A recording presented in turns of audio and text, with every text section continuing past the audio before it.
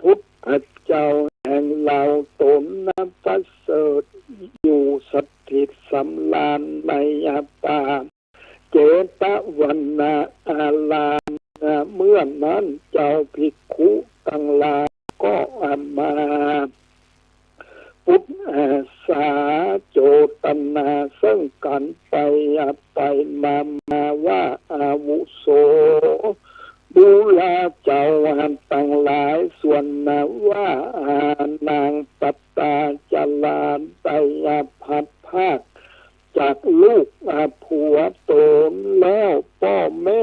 วันนาเดียวตายภาคจากกันหกคนวันนั้นดังบ่มมีพระพุทธเจ้าโพดดังอ่านส่วนตนนางกดจักตายไปแถมเล่าจะและดอเจ้าภิกขุยังพงเจรจากันไปตานแล้วพระพุทธเจ้าก็ได้ยินด้วยหูทิพย์แห่งตนก็เด็ดเข้าไปนั่งอยู่ตันกลางเจ้าภิกขุทั้งหลายก็อยู่อาสนะอันประเสริฐอันเจ้าภิกขุหักปูไว้ด้วยดีพระมุนีตูนแก้วรู้แล้วจริงแสงถามซึ่งเจ้าภิกขุทั้งหลายด้วยกันว่าโพภิกขเวดูลาภิกขุทั้งหลายตุมเออันว่าสุตันทั้งหลายปุตสันโตและตากันมาปุตสา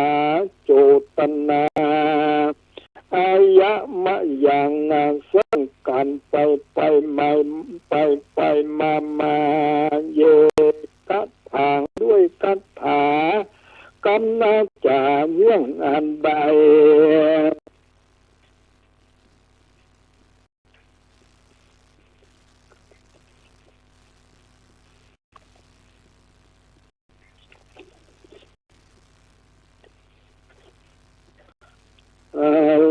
และไปตามนั้นแล้วเตื้อ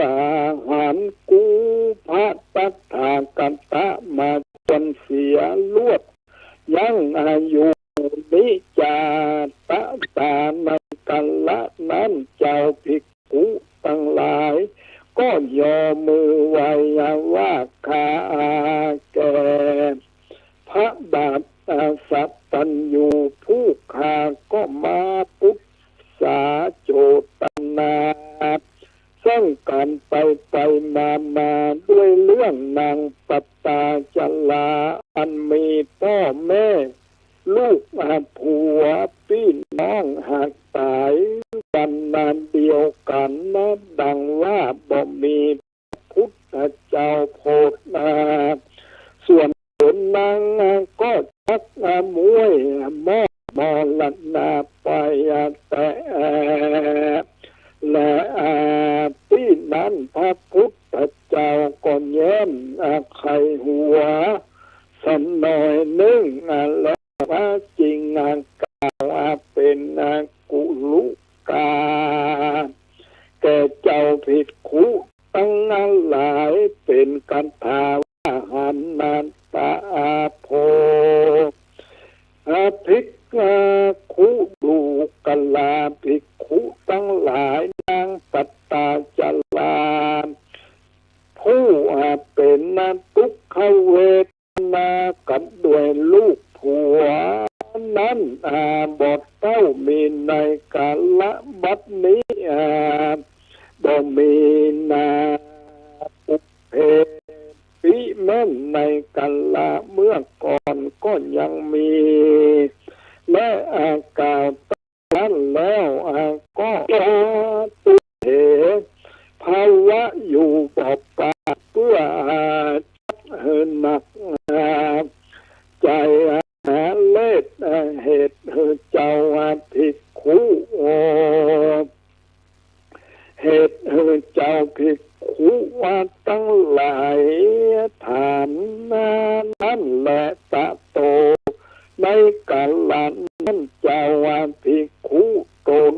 สลาดด้วยโวหารก็จริงอาขานไว้ว่าพันเตภกวาข้าแด่พระพุทธเจ้าโตนประเสริฐส่วนนาวานางปัตตาจารในจาตินี้ก็ปรากฏแก่ผู้ขาตั้งหลายแต่และในปุพพะจาติก่อนก็บ่ปรากฏแก่ผู้ขาตั้งหลายขออาราธนาพระพุทธเจ้า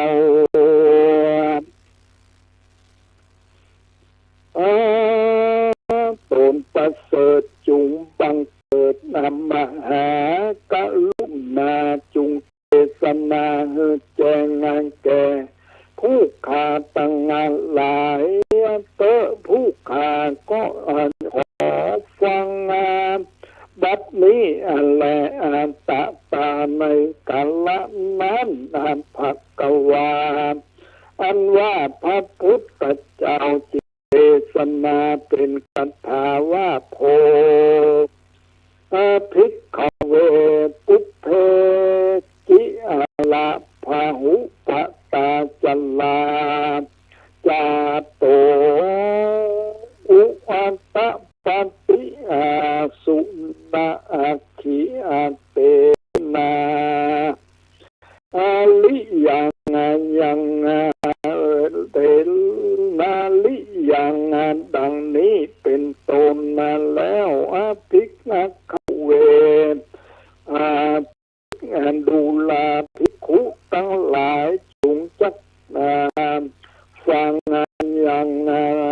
นิยายอันวิเศษด้วยดังกูตัถาคัตตะจักเทศนาแจ้งแก่สุตันทั้งหลายนิเตดูลาภิกขุทั้งหลายในกาลเมื่อก่อนวันนั้นยังมีอันหนึ่งชื่อว่าพันลานาสีก็มีแลพญาตนเสวยเมืองนั้นชื่อว่าบรมโคสาอันนี้นางเตวีหากตายเสียก็มีแล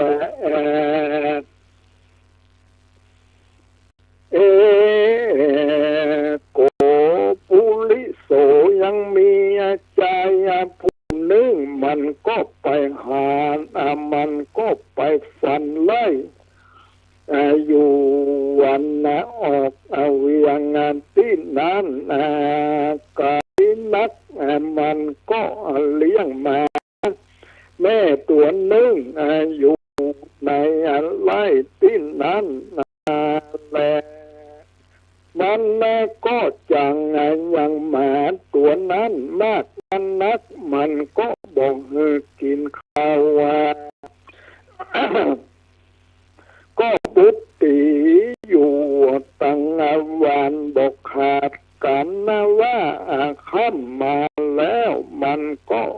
ปดคันใดเสียมาตัวนั้นอยู่ไปลุ่มมันมักให้เสือแผ่วเอาไปกินเสียนั่นแหละอัปปละภาเกโสสุนัขขีกัตนาภาปาเนโหสิตาในกัลละนั้นสุนัขขีอันว่ามาตัวนั้นก็ทะลงกับพระแก่มาแล้วมันก็คันเองใจว่าโห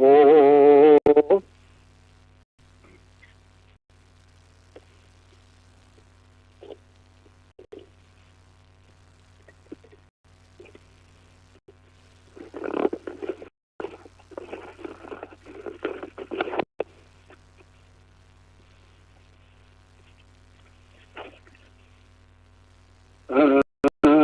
วัดโหวัตตะโอหนอเจ้ากูนี้ก็เป็นนะจังตนกูเหลือใจ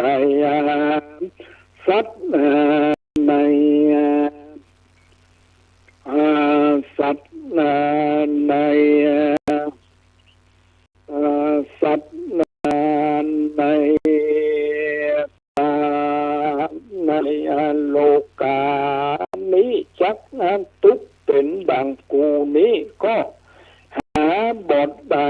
เสียแต่หนอเขาว่าเจ้าว่ากูก็บอกเฮอกินนะสักวันโตดกูก็บ่มีสังจักสิ่งบ่มีสังสักสิ่งเต้าว่ามาพุทธิกูอยู่ใจใจขนาดวันบัดนี้กับพระกูก็แก่มาแล้วดังว่ากูก็สูตรลูกกูในไล่นี้เจ้ากูก็เตี้ยงว่าจะขาลูกกูเสียจะและมากูจะไปหาที่อันกวนประสูตรลูกกูเตอกันว่าหมาตัวนั้นคำนิ่งใจดังนี้แล้วก็หนีออกไล่ไปกายหนักก็ไปหันดอยตีหนึ่งมีผาสามนังกรมาจุ่มกันมีเงิมอันดีมาตัวนั้นมันก็เล็งเลียบงานแลดูก็อาหารว่าดีแล้วเข้าไปก็สูตรลูกที่นั้นก็มีและมัดทางตะกาเส้นโตพระสัทธาสัพพัญญู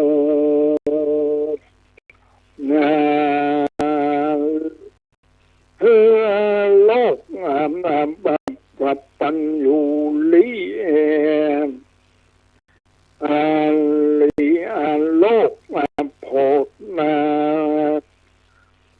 สัพพะสัตตาตั้งหลายจักเทศนายังบาลีบทหลังนั้นมาแจ้งจริงแสงเทศนาสัมพุทธกัตถาสุนักเขนิขะนามะนัง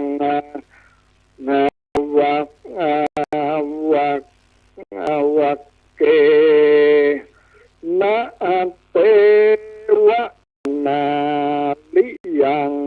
ตังติเสลังนิภิกขเว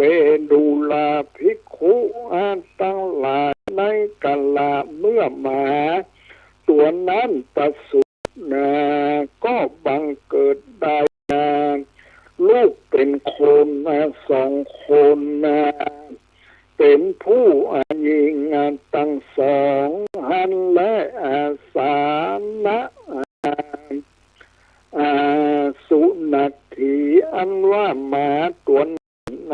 ก็หันยังลูกเกิดมาเป็นคนนั้นดังอานาปาสาจิโต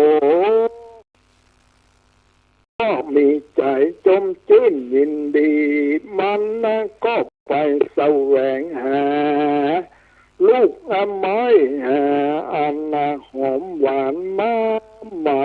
ำใส่ปากลูกกินก็มีและ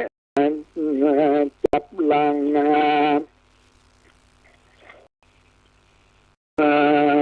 วันก็ลักไปสู่เมือง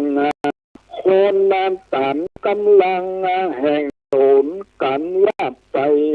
หันมาต้นตาเขาก็ดีต้นสัตตุมเสียก็ดีต้นเอามาตัวอื่นก็ดีโสส่วนสุนัขขี่ตัวนั้นก็กลับเอาลูกก็กลับขบลูกเอามามันใส่ตากลูกโตนเด่นว่าหันท่านตากเสื้อผ้าไว้ก็จะเอามาปกโฮมเฮือลูกโตนก็มีแหละโสส่วนอันว่า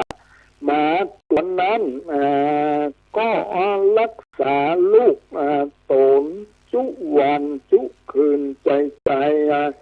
ตลาดต่อเตาอายุแห่งนางตั้งสองได้10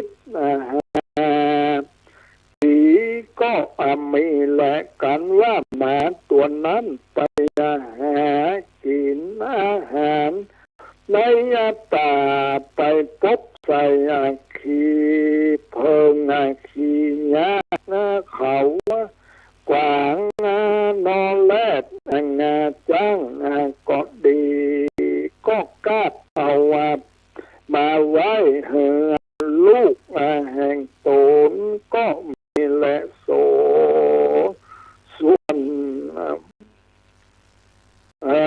ส่วนอันว่านางตั้งสองกันใหญ่มาแล้วก็รู้ภาษาแห่งคนอันห่มผ้าตุ้มผ้านุ่งผ้าเป็นดังภาษาคนมาแล้วปากันเอางาจ้างเขากวางนอนแลดขี่เพิงขี่ยาเข้าไปสู่บ้านสู่เมืองก็ขอแลกเอาเตียศาสตร์หมอนสลีนนอนพากลางสุดศาสตร์สัพพะว่าของเครื่องครัวนอนของกินบัวละโพกต่างมวลก็เอามาไว้ที่อยู่แห่งตนบอกกันนาสั่งขยะใดและข้าวแม่ลูกก็ปากันแต่งตุกที่อยู่ที่อยู่ตินดอยที่นั้นตามสุขแห่งตนก็มีแหละตะมัดทางตะกาเสนโตพระติโลกาสากยะราช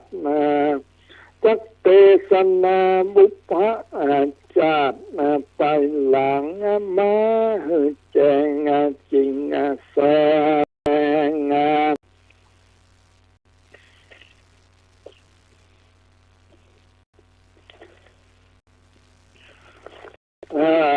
เตสนาเป็น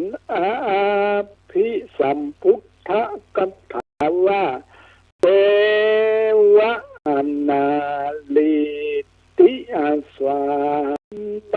นเมลันโยวัลลงโคสารดังนี้ภิกขเวดุราภิกขุตั้งหลายศรัทธาในกัลละนั้นยังมีผ่านเนื้อผู้นึ่งมัน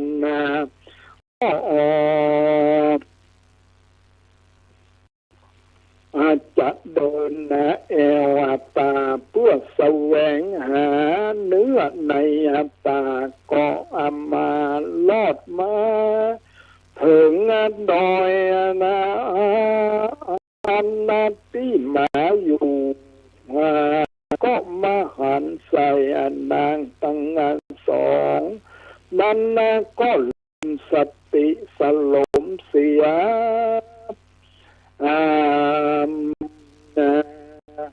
มีมืออันนัตตาว่าเหตุว่ามัน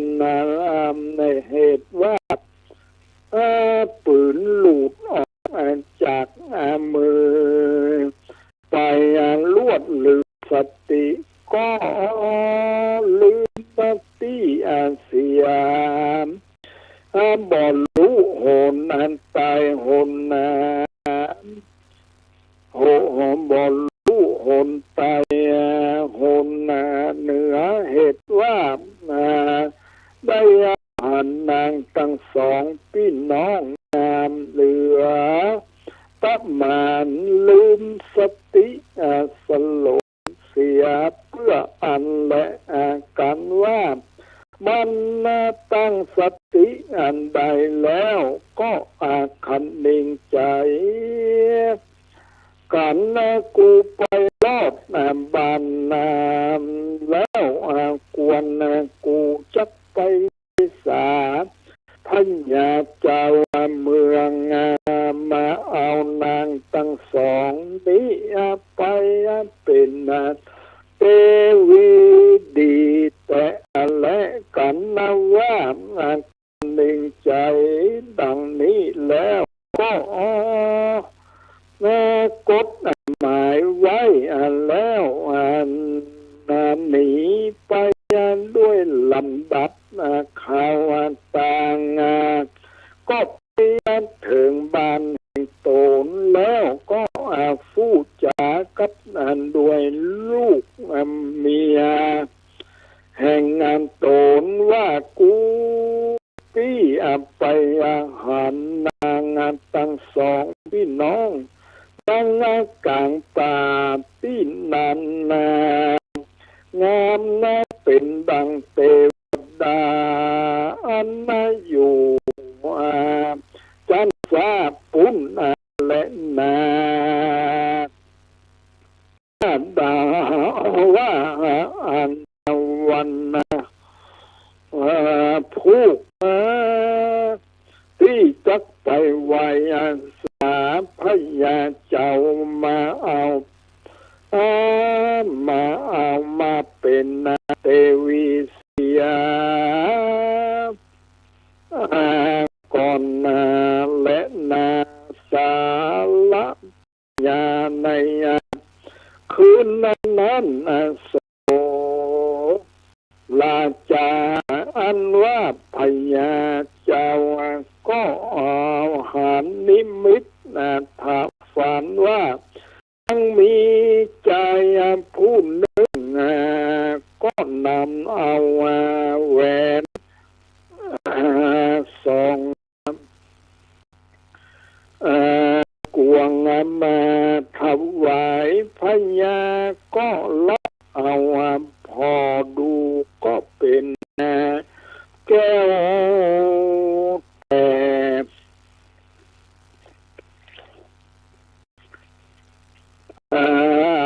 ธรรมชาติเป็นแก้วแต่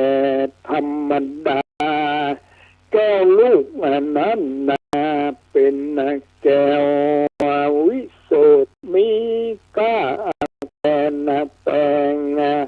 แบบสัตว์บ่แห่งสัตว์แห่งตามปิน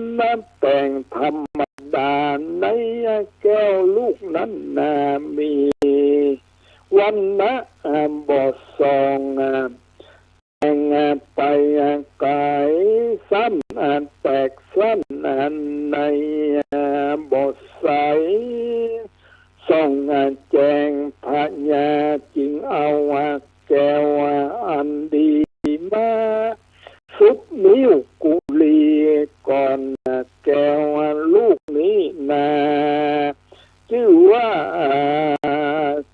แก้วลูกนี้สั้นแขวนงามยิ่งกว่า กล่าวอันว่าแก้วแหวนกวงนึ่งอันนั้นลาวบอดีกันพยาเอาว่ามาซุปนิ้วกุลีก็ลัวหลุดตาสาดลงไปลุ่มปัทวีลวดสลอดลอดเขาดินไป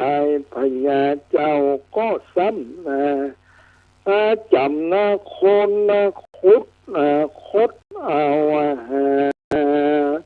ไหนก็ได้พยายามอดได้พยาก็สะดุ้งตื่นก็ตกใจกลัวว่านิมิตอันนี้นะกูบอกหอนได้อาหารมาก่อนรู้ว่ามันจักเป็นเหตุสันนั้นใดแก่กูนั้นจะตะยาพญาก็คันนิ่งใจดังนี้อยู่ใจกันว่าแจ้งมาแล้วพญาก็ไปเรียกเอาหมอโหรามาถามยังเหตุนิมิตถ้าฝันยัง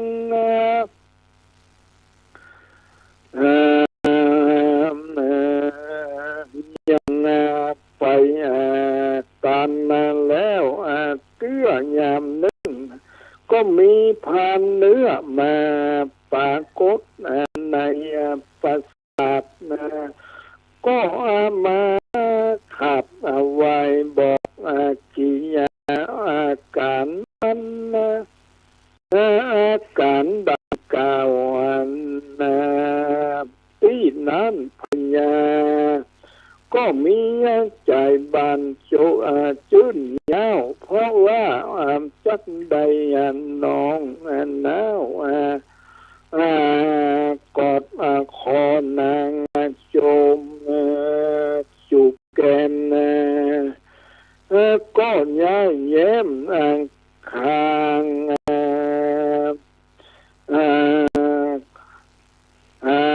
กับดังลืมสติโสมาปว่า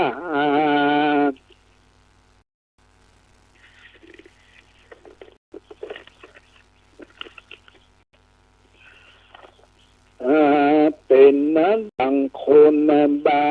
ฝูงหมู่ตาสาตาสีข้ามลงมาตั้งในและนอกก็ปากันเยอะเยอะ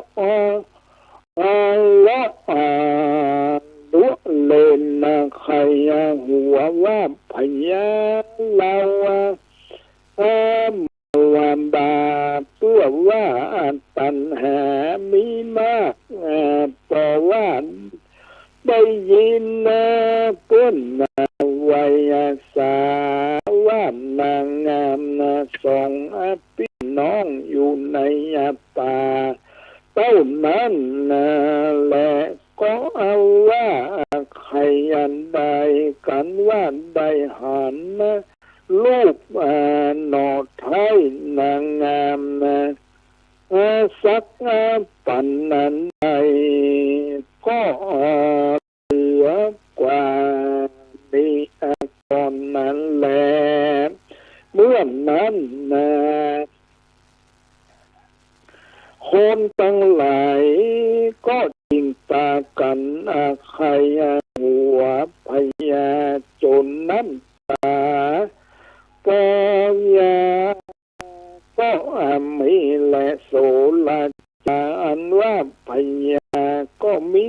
สิเนหาลักกับอันดวง นางตั้งสองมีปัญหาวุไม่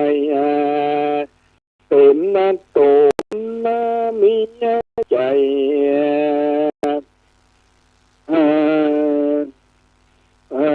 มีใจมีใจโวมีใจว่าวุ่นพระภาเปล่าจริงเปล่าอัจยาไปว่าเสนาในเสนานอกเปล่าทุกขอกดาวปัดจะจับกันมาในวันนี้วันผู้จักไปสู่ป่าในสู่ป่าพักนาลายเถื่อนทองกูจักไปนำเอาสองดอกแก้วนาดน้องมาเป็นเทวีสูเลือกเอาจ้างมาอันที่ดีแต่ธรรมดาธรรมชาตินำมาที่มีแต่ก่อนจับกันมาอย่ายุดอย่าย่อนอย่าพรเสียได้12อโคเพนีอันวันนี้ลิเตถึงวันพวกเราไปสู่เที่ยวหุ่นต่างแปลงสำนักที่เราจักไปยังเตมอกดาน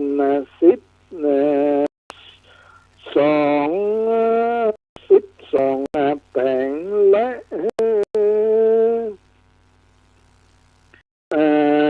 เกณฑ์กัน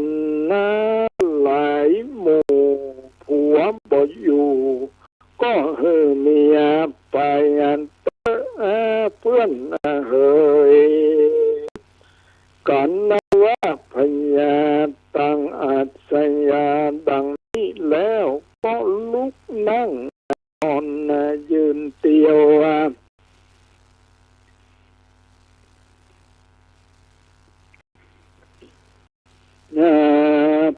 ไปมาเป็นจักได้หันนางนาลีน้าน้องจักมาล้วนห้องหอคำแห่งตั้นแต่และนาละติยาในคืนนั้นลุงแจงมาแล้วเต้าตุนแก้วลาจะก็เรียกอาหารมายังเสนาติบดีตีก้องร้องเปล่าเจ้าเมืองมาพร้อมกันคณะนาสังขยาได้12อโคเพนีแล้วพญาก็ขึ้นขี่จ้างแก้วมหาใจสำเร็จไปด้วยจุลังคะเสนาแล้วเข้าไปสู่อลัญญาตากวางไปได้3 วันจริงรอดที่อยู่ยอดนางงามน้ำเจ้าน้ำแม่บ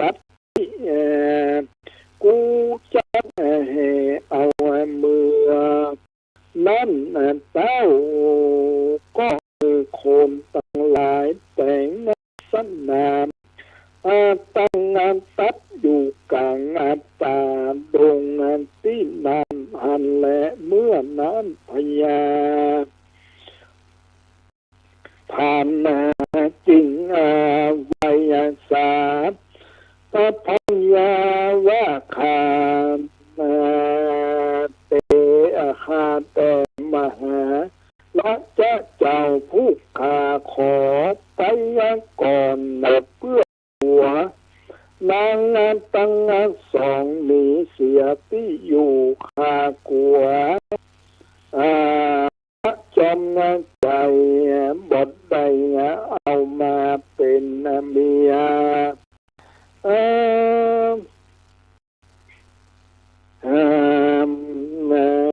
มิ่ง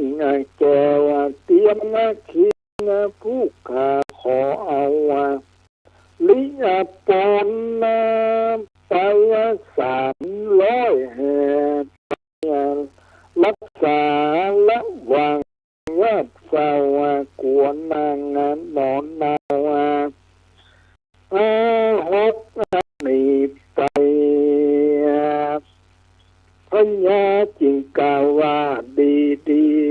ต้นและต้นจุงเอาต้นจุงไปก่อนเราเตะที่นั้นพานาป่ากับคนเจ้า300 คนก็ป้ากันไปพบทอมพาก่อนดูนางสลีบุญจู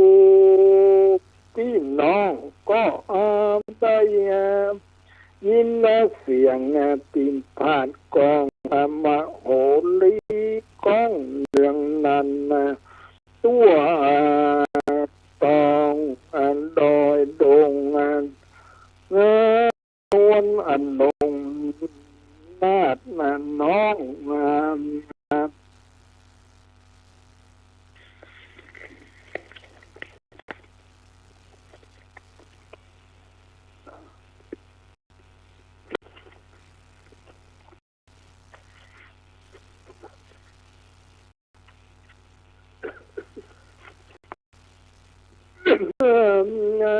เอวหาวก็ปากันคืนสู่ผาสามกรที่ไปบนผ่านป่าก็คือคนแวดไว้รักษากันพญามารอดแล้วก็แล้วลือที่อยู่ต้นแก้วนางสลีบวชตองพญาก็หัน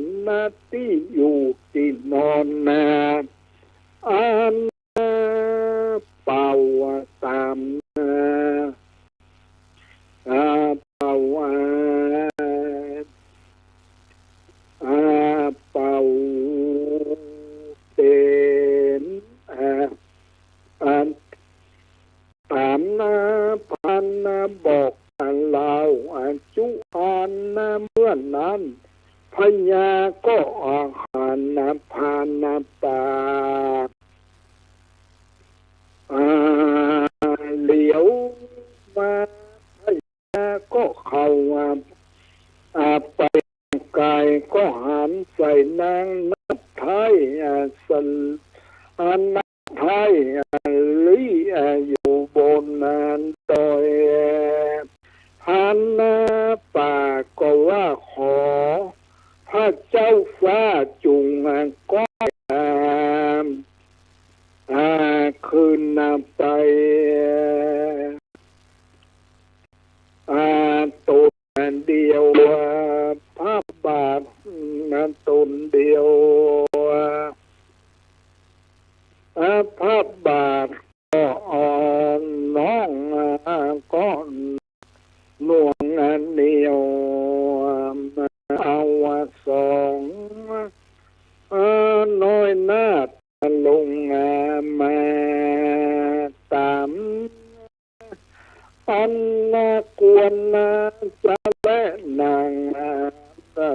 และนาที่นั้นนางแก้วก็หนีไปลิอยู่หลังผากันนะว่าหันพญาขึ้นมาก็ร้องไห้เอานาแทบแนบแทบติดกับพญาก็เอาว่ามือขวากันก็กอดนางแก้วยอดหัวใจแล้วจริงเจียนละจาว่าสลิกันยาเฮยน้องนาดเจ้าอย่าลำบากอันใดอย่าตกใจว่าวุ่นทำให้ใจคุณมัวมองเจ้าใส่ใจสมองน้องนาดจุงปากก็ปีสักกรรมเตอปีก็คิดใจถึงเมียของเบียคนเมียคนนาดน้องจริงเขามาสู่ห้องอลัญญานางจุงปากจากกับกุปีอย่ารีบรีอำนำพังพี่ก็เดินหน้าต่างมาหลายโยดกุปีก็ห้องโสดบ่มีเมียนั่นได้เสียก็เอาเฮินได้มาหันนางนาดอันพายพี่ก็ใจพี่ก็จะขอเอานางเมื่อไว้เป็นเตวีจอมมณีน้องนาดอย่าขยัดเก่งกลัวเจ้ากุมหัวจักเป็นเบาหากุปีเตนางแก้วแก่นนันไทยไปเสวยเมืองขอจอมนามากุปีเตกุปีก็หากเป็นพญาเสวย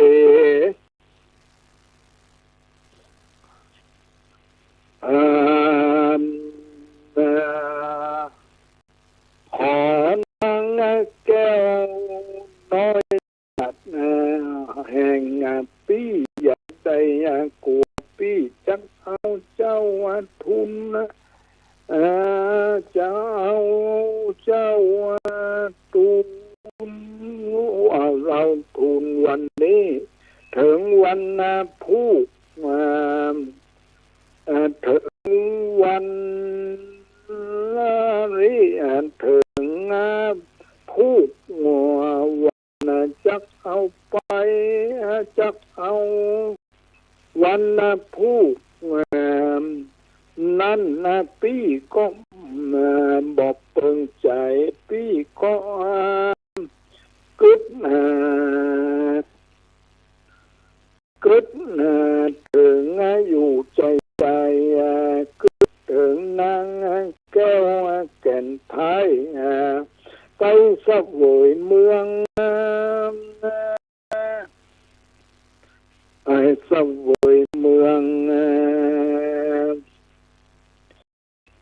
จอมบุญเรื่องน้องพี่จุงไว้มหากุปีเตเจ้าหัวใจพี่เฮยสิติกาส่วนว่านางผู้พี่นั้นกันว่ามันหันพญาขึ้นมาหาก็มีมาย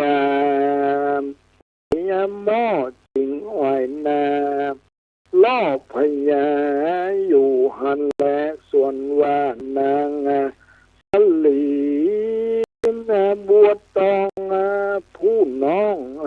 นั้นก็เอาแนบตัดไว้กับผาก็กึดใจสุนัขขาแม่มาอยู่ใจบ่อยากก็บ่บ่ปากบ่จากับด้วยพญาสักกรรมหันและส่วนว่าอนางเจตกาผู้ปี้ก็ปากจาล้อกับพญากรรมอันนั้นจักปอหูนางผู้น้องนั้นก็บ่มีและพญาจักเอาแขนนางบวนตองผู้น้องกดเอาไว้กับอกแล้วก็จุบโจมดมแกนย้ายแย้มแล้วจริงเจียนละจาว่าสลีกันยาเหยนางน้องรักพี่ชื่อน้องนางว่าดังลือ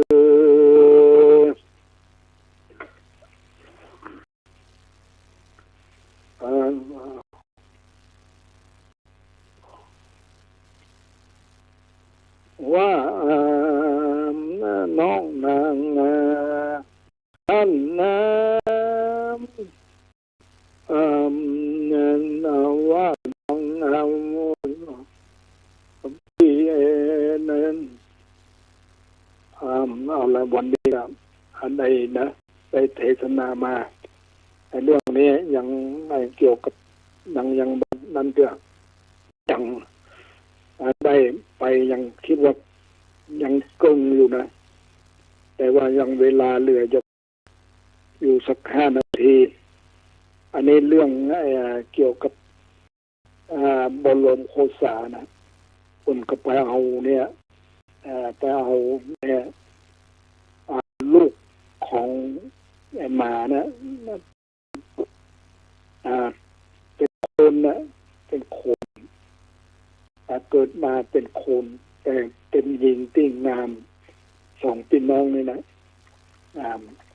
แล้วจะเอามาเป็นเทวีนะอันนี้ตอนนี้ก็มาถึงที่นี่นะเรื่องราวมาถึงที่นี่อยู่แล้วก็มายังบรรจุเรื่องไอ้นี้จะเป็นอย่างไรเนี่ย2 คนพี่น้องนี่แหละก็ได้มาเป็นเทวีอยู่ว่าเข้ามาสู่เมืองนะพญาก็แต่งประกาศให้อยู่นะปราสาทมันก็มีปีหลังหนึ่งน้องอันนี้ก็เฮืออยู่กันนะครับอันนี้แต่มาเนี่ยหมานั้นเมื่อไปเอามาแล้วมันก็ตามนะมันก็ตามมาหาลูกมันก็มาถามถึงว่าปราสาทดังนี่นั่นเป็นของไผ่มุมนั้นเขาก็บอกว่าเป็นของผู้ปี้นะเป็นของผู้ปี้แต่ว่าแถมหลังหนึ่งก็เป็นของผู้น้องอันนี้คนแปลงปราสาทกันอยู่แต่มันถามมาหลังผู้ปี้นั่นนะผู้ปี้มันหันแม่มันมามันก็กลัวพยายามกลัวเขาจะรู้ว่าเป็นลูกของหมามันก็พยายามที่จะมาเพื่อจะมาหาลูกก็ไล่เอาไม้ค้อนก้อนอย่างไล่บุกไล่ตีหมานั่นก็ต้องหนีไปด้วยความเจ็บปวดอันนี้เพราะว่ามันผู้พี่นั้นมันบอกมีความกตัญญูบรรลุคุณของแม่ นะอันนี้เรื่องเราก็จะเป็นอย่างนั้นมันก็ยังอันนี้ก็เป็นนั้นอยู่เป็นที่เราจะต้องศึกษาว่าความกตัญญูรู้คุณของบุคคลมันเป็นอย่างบุคคลรู้คุณของคนนั้นและบุคคลได้บรรลุคุณนั้นมันเป็นอย่างไรอันนี้เป็นเรื่องราวที่เราจะต้องศึกษาอันนี้เป็นธรรมบรมศึกษาเมื่อพยายามพระพุทธเจ้าของเรานะเป็นพญาบรมโคสานะกลับไปเนี่ยเรียกว่าไปหันไปเนี่ยเมื่ออยู่ที่นั่นนะเมื่อเป็นพญาเจ้าเมืองอยู่เนี่ยนะกับมีพานเนี่ยมีพานป่านะมาแจ้งว่าไปหันนางลูกของหมาเนี่ยนะไปหันเราก็งามนะมึงเราก็อยากจะได้แล้วก็เอานี่ครับพยายามที่จะเอาให้ได้นะในนั้นพยายาม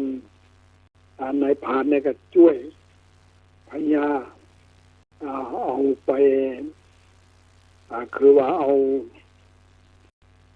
นางนี่นะตับเข้าสู่เมืองอันนี้เรื่องราวมันอาจจะเป็นอย่างใดต่อไปนะอันนี้ครับความกตัญญูและรู้คุณของผู้มีอุปการะคุณแล้วก็บางคนก็บอกให้รู้นะบอกให้รู้คุณของผู้มีอุปการะคุณนะมันก็ผู้รู้คุณมันก็ย่อมจะได้ทรัพย์สมบัติอย่างต่างๆนะเรื่องราวมันจะเป็นอย่างใดนั้นต่อไปก็จะได้เอามาต่อในวันข้างหน้าวันนี้กับได้เวลาแล้วก็ขออนุโมทนากับท่านพระครูวิศวัตรพระครูปริยัติและท่านผู้ฟังทั้งหลาย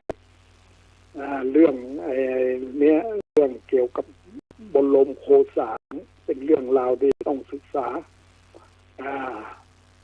เกี่ยวกับความกตัญญูกตเวทีรู้คุณของบุคคลที่มีคุณของกับมีคุณกับตัวเองนะ